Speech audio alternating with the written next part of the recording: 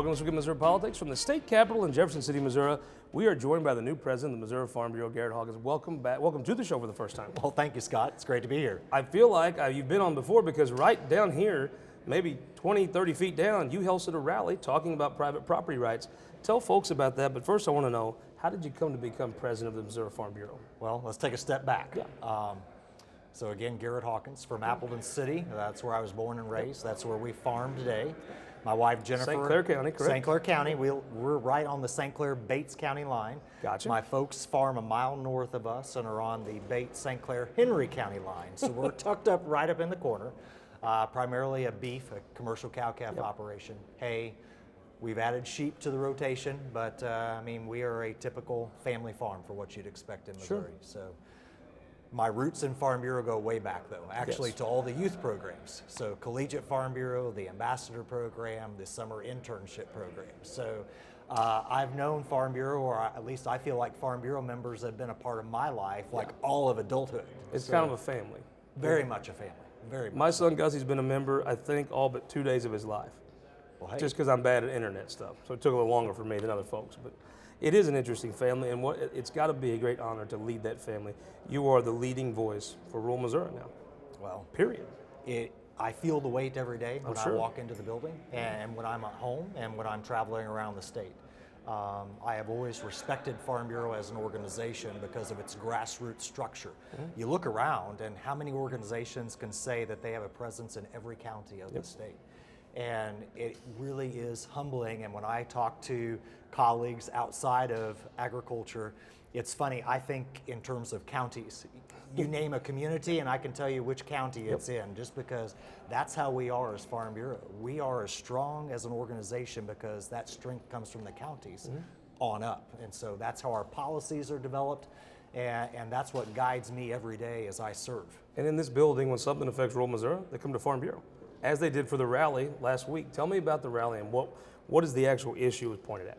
Well, there's nothing more fundamental to agriculture and owning land than property rights, right? And so when we think about the awesome power of eminent domain that the government can grant, that's what this whole debate is about. Currently with a merchant transmission line that is going to cross northern Missouri. Now the landowners have engaged in this discussion for 7-8 years now. When this project was first proposed, it changed hands. It's went through the Public Service Commission process 3 times, ultimately to get approval. Courts and the whole 9 yards, yeah. Well, yes, I mean, there has been the legal component to this, but now we're to the point of the fundamental question: should a private for-profit company, particularly out of state like this, should they be given the power of eminent domain for essentially private gain? That's the question that landowners have, and we truly see this as not just dealing with this merchant transmission line, but really poses the question of what do we want to be as we look forward in the future years of protecting private property rights. So we had about 200 farmers and landowners representing Farm Bureau, Missouri Cattlemen's, the Landowners Alliance, and others that convened here in Jefferson City to ask the legislature once again protect our private property rights. Now, we're not saying no to any development. A lot of those farmers are willing to sell their land for a fair price. And that's fine. Yeah. What we're a fair asking, price. but that's exactly right. What we're saying is that said company should negotiate in good faith with landowners. And why would you have to give a fair price if you know you can just take it at some point anyway? Well, that is the fundamental question, right? That landowners are asking, and why they're asking their legislators to step up and at least put some teeth and more protections. We're not saying that it can't happen, but we are saying negotiate in good faith with these landowners. I think the biggest issue for rural Missouri, maybe every technological advance has always moved people to the cities.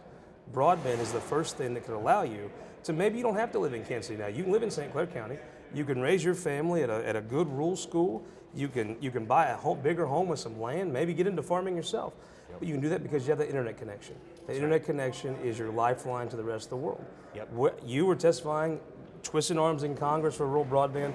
Where is rural broadband? To most folks that try to watch this show, they have to drive to the top of the hill or go to town to watch it on YouTube. Where is the issue at? We're making progress. That's what I would say. So yesterday, a subcommittee of the U.S. House Transportation and Infrastructure Committee is doing a reauthorization of the Economic Development Administration. And they came to Farm Bureau and said, okay, we think broadband plays an important role within EDA, and we want you to talk about its importance to agriculture and rural communities. And American Farm Bureau, knowing that Missouri has essentially been an epicenter for some of these discussions, came to us and said, okay, can you trumpet the voice? And so it was an awesome opportunity to talk about, the opportunities for broadband on farm. For a lot of our farmers, including me, you don't know what you don't know. The technology is out there, but until we have broadband or high-speed internet to the farm gate to then deploy it across the farm, we don't know. But even if you did know, it wouldn't matter if you didn't have the broadband. That's right. Yeah. But until you have it in our communities, until you have that foundation to then go out to the farm gate, that's what we're talking about. It feels like sometimes destiny strikes, clocks strike at the same time. A natural partner forever has been the co-ops of Farm Bureau. Yes. And natural folks that have actually provided some of this broadband has been the co-ops. It seems like you have a pretty good relationship with the fellow that runs the co-ops, and Caleb Jones, pretty good relationship with you. It seems like some things are coming together with the urgency from the COVID stuff to all sorts of reasons. Is there a bigger issue facing Missouri than rural broadband? Oh, it's hard to say which one exactly. When you think about economic vitality and our ability to compete, even in our farming community of Appleton, 1,100 people, okay? Agriculture is the lifeblood. We're fortunate that we still have our critical access hospital, maybe the smallest in the state or one of the smallest. We have a UPS hub. We've got a SureGrow that provides inputs, right? And we've got one of the oldest Ford dealerships in the country. But you know what? Right. That's right. But we're seeing a resurgence of people moving back to the town because they can telecommute if they can find a spot on Main Street. Because once you get off of Main Street, good luck. We have our farm families who are either using satellite or hotspots. Netflix ain't real in Stringtown, Missouri, and West Butler That's County. right. It ain't real. So we have to continue to impress upon, and COVID was the prime example, especially, we saw this all across the state, that our families were using up their cell phone data plans within a matter of days trying to get their kids to do their homework, right? Because they don't have affordable, quality broadband at their home or at their farmstead. We're talking about the information superhighway. Let's talk about the regular highways in rural Missouri. Yes. I think, it's easy for a suburban person to prattle on about, quote Edmund Burke or whatever. But the bottom line is, when Highway 5 is crumbling, you can't, it actually matters. It's not free. No one's going to fix those for free. Folks, where's the state of transportation in Missouri? And, Senator Schatz has worked hard. At the time, Senator Kehoe, Senator Libla. It seems like moving that needle is just not even possible. We've seen some real movement this session. Yep.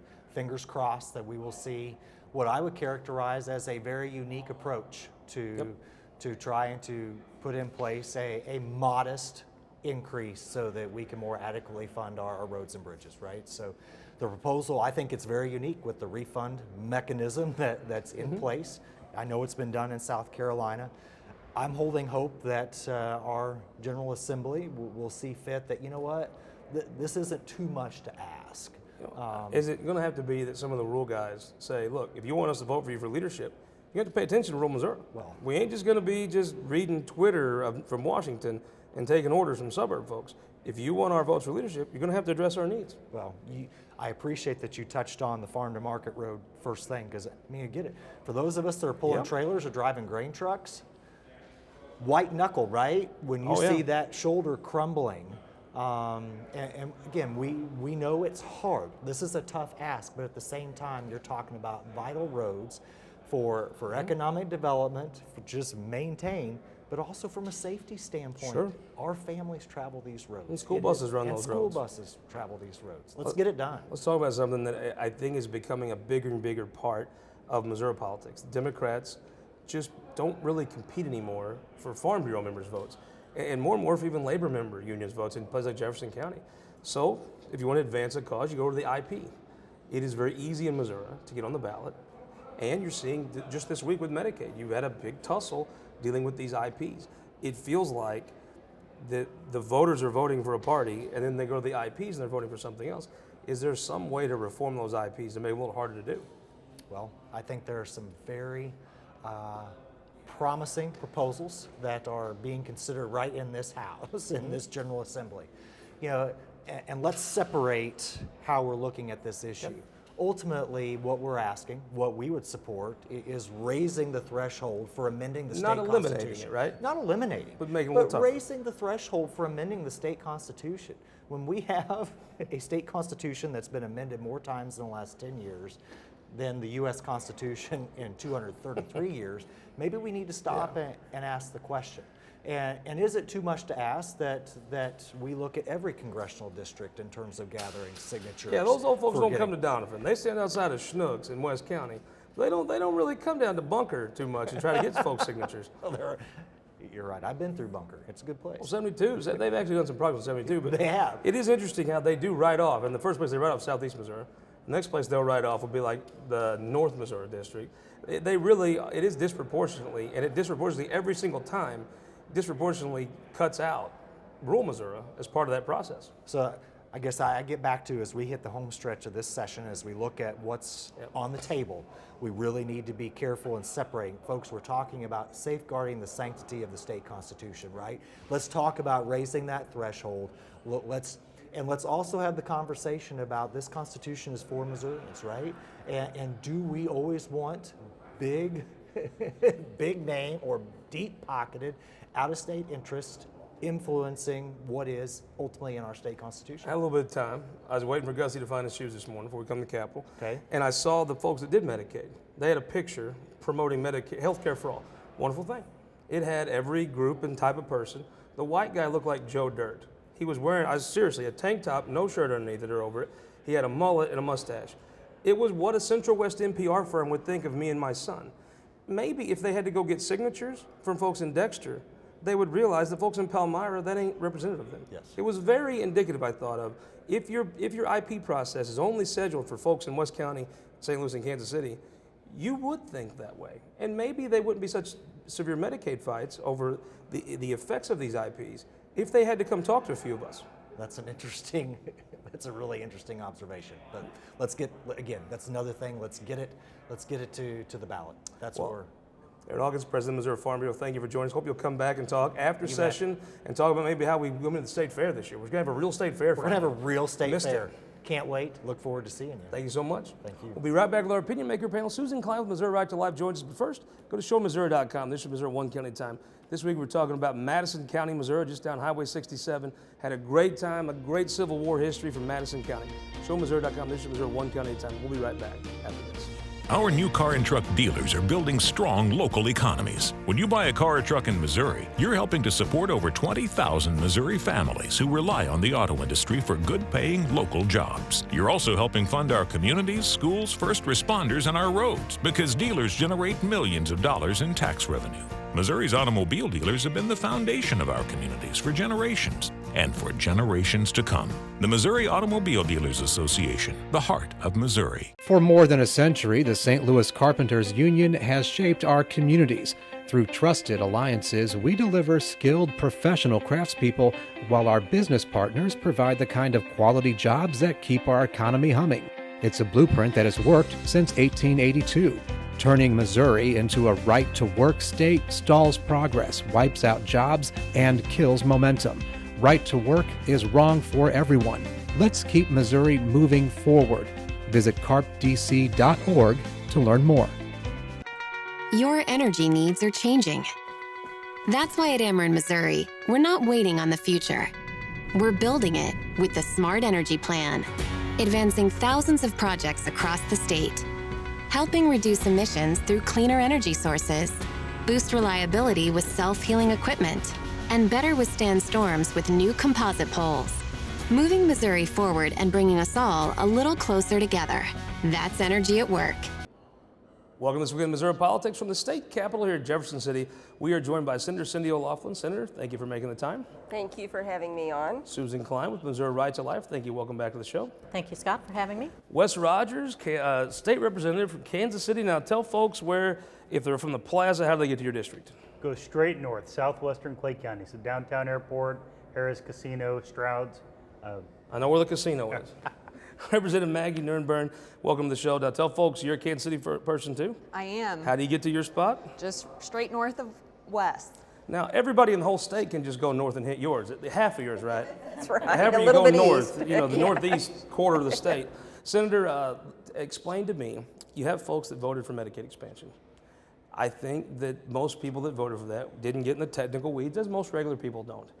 The state legislators decided not to fund the Medicaid expansion. You're going to fund Medicaid, so if you're on Medicaid now, it's going to be funded, but they're not going to fund the additional folks. Walk folks through and explain to them the reasons why you chose not to fund the Medicaid vote.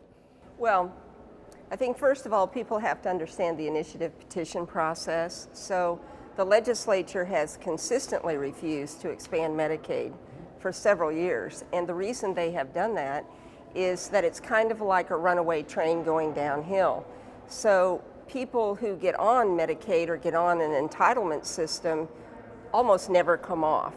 Now, part of that is because the rules that surround it stop them from coming off. So Medicaid has a lot of things about it that we feel need to be reformed. I'm not sure why we haven't made more progress, but one of those things is if you do work, you have what is called the cliff effect, and if you make $1 over an arbitrary amount that is set by the government, then they'll take everything away from you.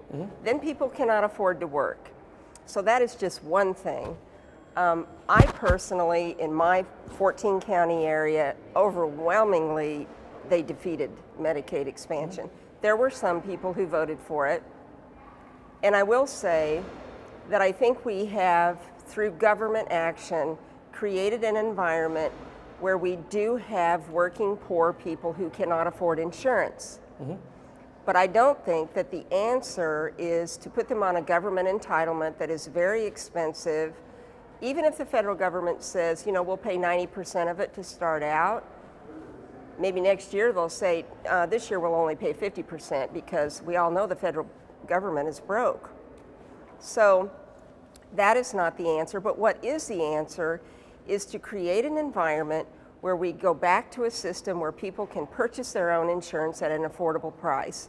Before Obamacare, a young man, for instance, 25 years old, could buy a health insurance policy for about $125 a month. Now they can't get one at all. So you're convinced this session, this issue's moot, you're going to wait and see what the court says, correct? We're not going to expand Medicaid. All right, so you're a person, Chiefs fan, getting ready for summer camp to start. You voted for Medicaid, you didn't think another thing about it.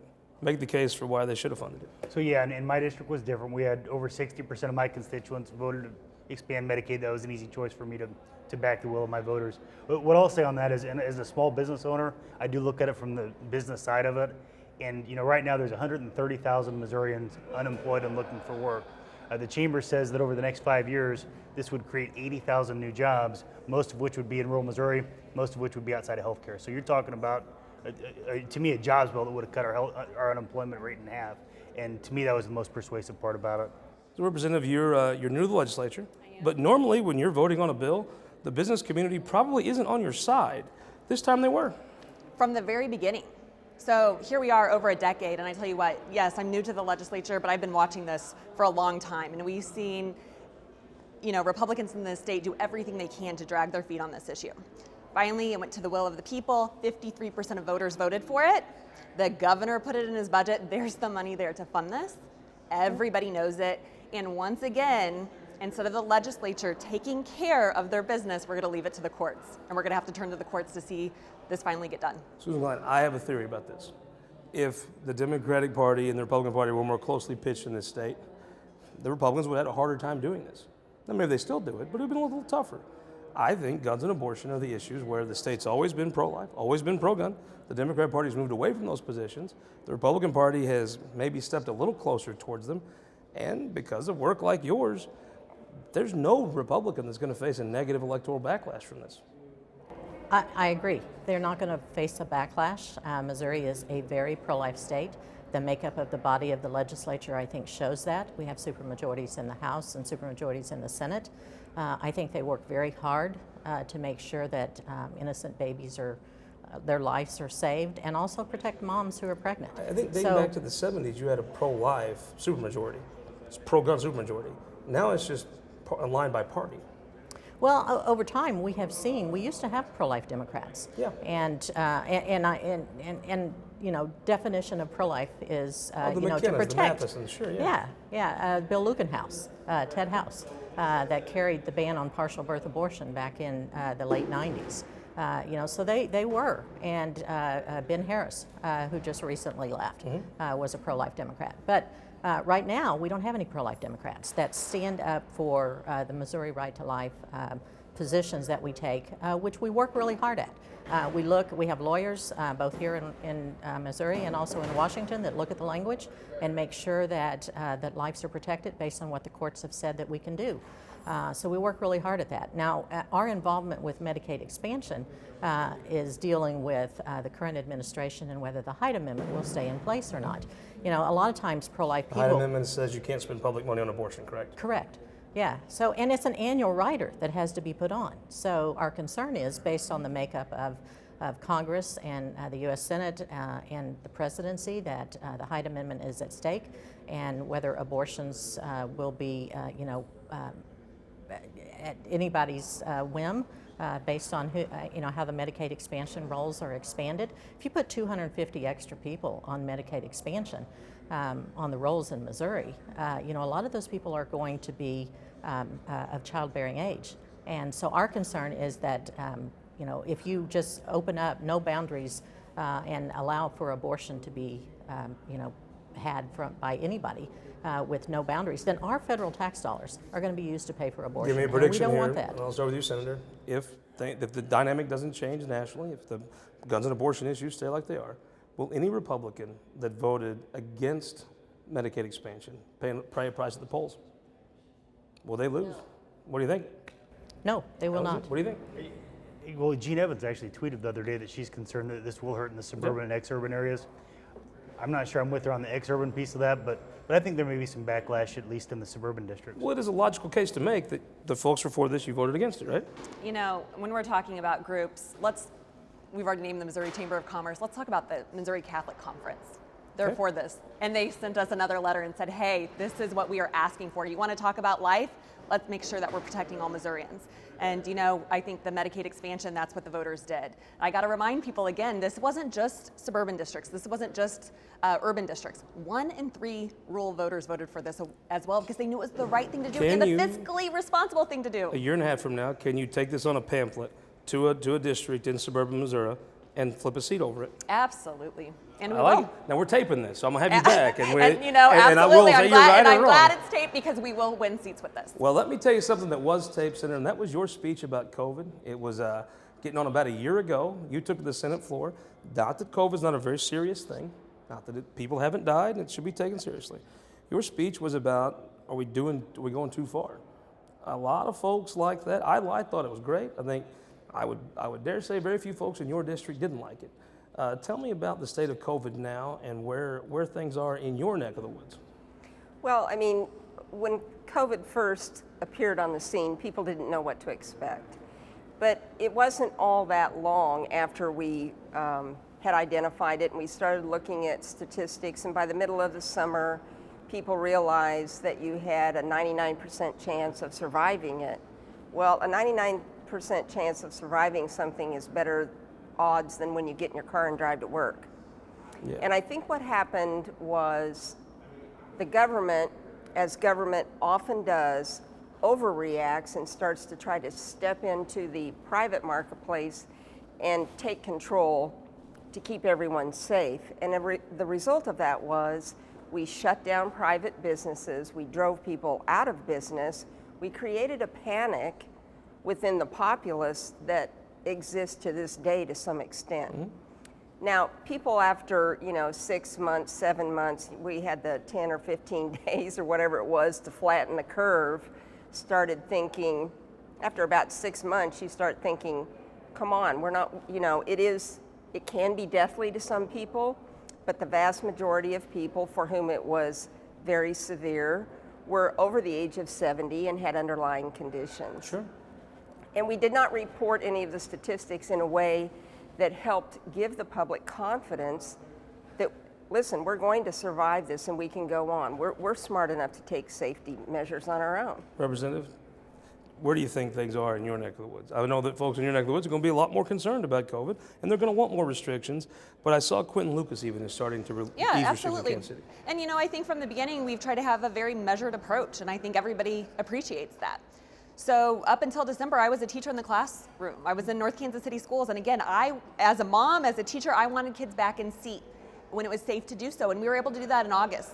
By spreading people out, by having a hybrid schedule. You know what? Now the fact is we have vaccinations open to everybody in the state, 16 and older. So what have we done? Kids are back in seat. That's what I think has been so important from the beginning. Let's look where we are, let's follow the numbers, but yes, we need to have a measured approach. Schools should be open, businesses should be open, everybody get vaccinated and we can keep it open. If the vaccine works and you take the vaccine, shouldn't you be left alone? I agree. I think Governor Parson did a great job in making sure that the people in the communities around the state of Missouri had the opportunity to do what was necessary in their areas. And people want to get back to normal. They're tired of wearing masks. They're tired of being socially distanced. They're tired of being told that they can't have their 4th of July celebration.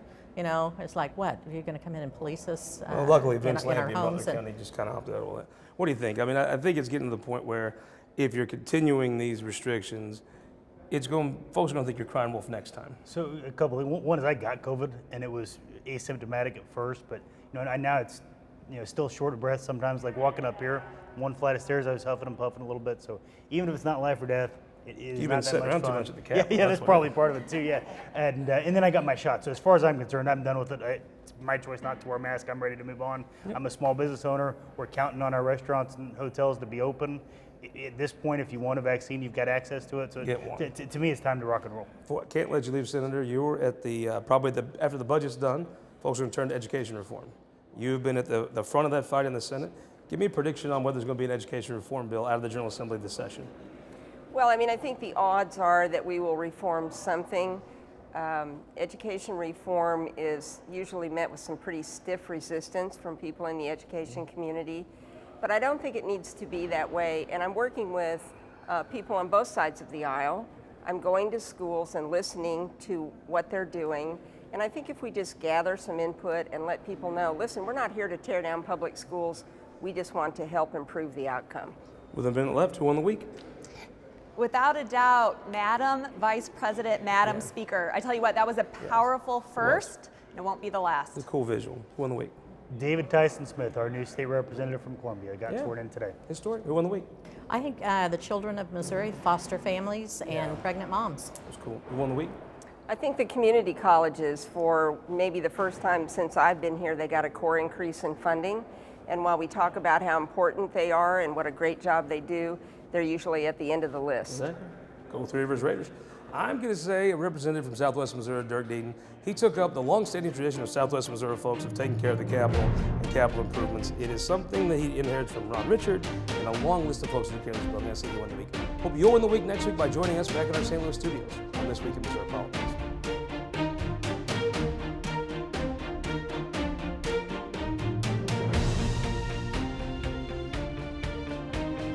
The Missouri Association of Career Fire Protection Districts, SPIRE, and Sterling Bank.